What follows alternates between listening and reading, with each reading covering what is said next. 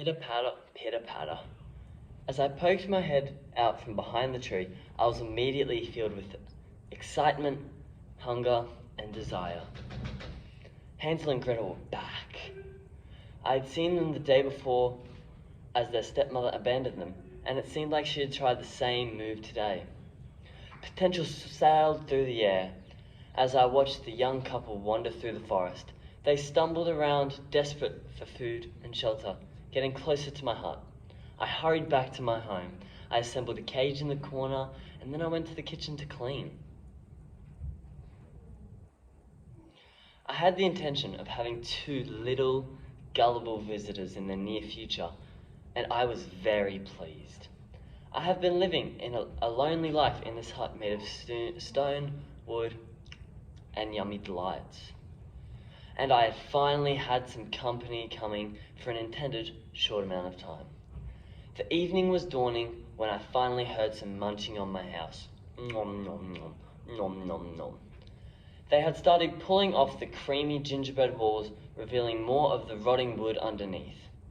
Having children visit was something I had been dreaming of ever since I was banished to this life of hunting and capturing them to live off. I once remembered a day where I was free to roam the streets in the town, vibrant colours and tastes I must now only dream of. I missed it every day, however. If a child came too close, I could not resist the temptation to feast. The wicked force that had trapped me here like this still haunted my dreams. It was a very rare occasion to have visitors like these, so I was in disbelief and full of excitement. I redressed in my newest apron and my checkered dress, and I waddled to the door to welcome Hansel and Gretel to my home. Who's that crunching down my house? I knew it was the young children I had been watching in the forest, so I made sure I was approachable and sweet. I offered them to come in for a feast and shelter, as they looked famished, and with no hesitation they scrambled into my death trap and made themselves feel at home. Shortly after, the table was filled with so much food that by the look on their faces, I knew it was the most food the children had ever seen in their life.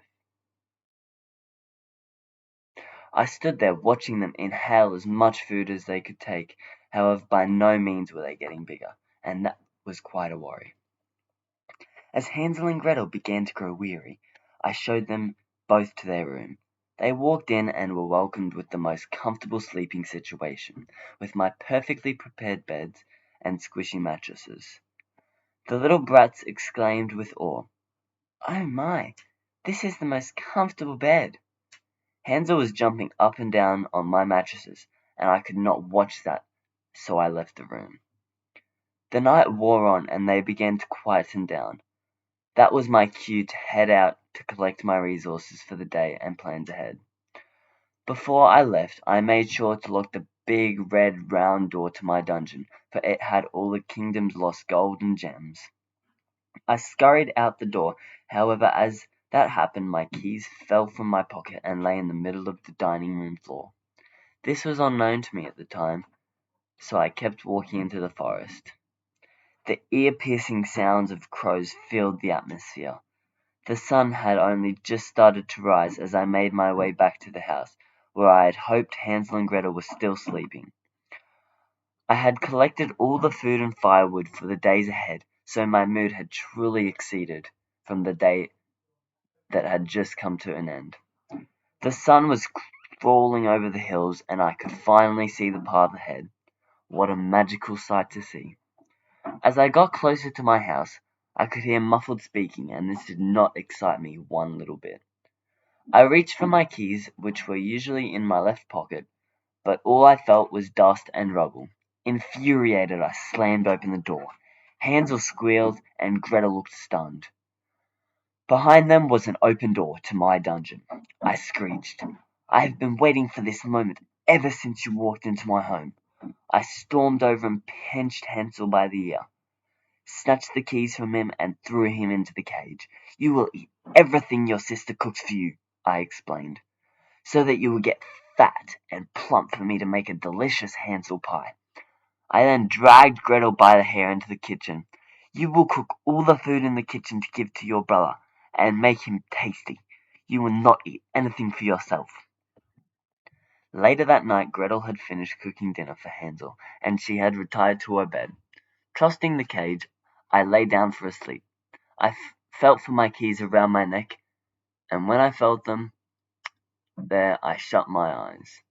Some days had passed, yet Hansel was not getting any bigger. He was still as skinny as a stick. I yelled at them, telling Hansel wasn't getting any bigger. I decided I could not wait any longer. "Gretel, darling, go check the oven to see if it is hot enough." For today was the day I'd planned to cook Hansel pie. Gretel's little voice cleared the silence. She said her little legs were too small to reach her head over the oven door. As I walked over, I saw Gretel's tomato-red face sweating like a pig. I knew something was abnormal with the situation. I just couldn't lay my finger on it. I slowly bent down over the oven door to look inside, and reflecting back on it, it probably wasn't the best decision because of what happened next. I saw a searing hot fire burning my eyes, and all of a sudden, I felt it.